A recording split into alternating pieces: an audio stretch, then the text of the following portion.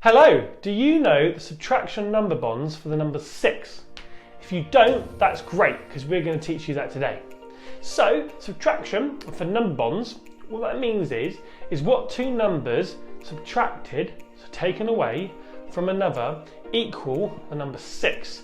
So you could have a number bond like this. You could have 8 take away 2.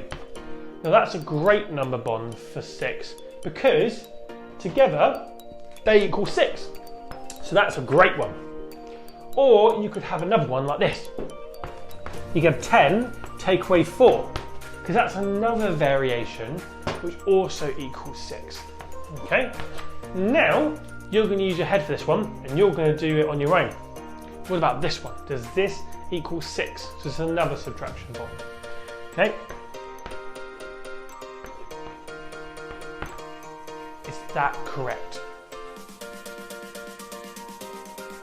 Yes! Well done! Because 12 take away 6 also equals 6. So that would be another number bond for the number 6. So use this information, play the next game, and we'll see you the next one. Bye!